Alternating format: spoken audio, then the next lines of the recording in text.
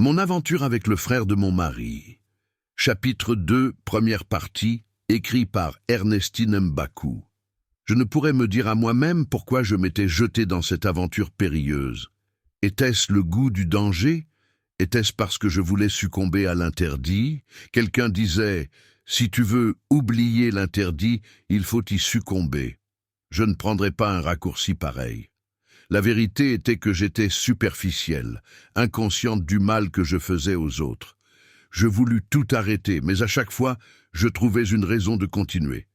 Thierry fut le premier à éprouver des remords. « Arrêtons, Nicole. J'ai honte. » Je le regardais. « Et pourquoi ? » « Parce que je trahis mon frère. C'est lui qui a payé mes études. Il s'est toujours occupé de moi. Et maintenant, je couche avec sa femme. Ce n'est pas sain. Il ne croyait pas si bien le dire. Dans ce monde, rien n'est sain. Mais comment allais-je faire pour tout recommencer lorsque je me plaisais dans cette situation inhabituelle? J'avais un mari absent qui prenait soin de moi et un amant sous mon toit.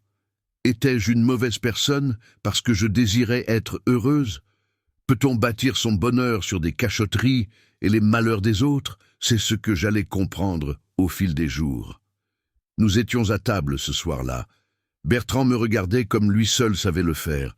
J'avais remarqué qu'il posait un œil discret sur moi ces derniers jours. « J'espère que tout va bien à la maison, Thierry ?» Surpris, ce dernier lâcha sa cuillère. « Oui, oui, bien sûr, grand frère. Ça fait 4 mois que tu es là. J'ai pu t'obtenir un rendez-vous avec un ami pour le travail. » Thierry sursauta cette fois de plaisir. « Merci, merci, je pourrais me trouver un appartement et... » Bertrand lui avait déjà coupé la parole. « Trouver un appartement? Mais quelle idée! Il y a assez de place dans notre maison pour toi. Ce n'est pas comme si Nicole et moi vivions à l'étroit ici.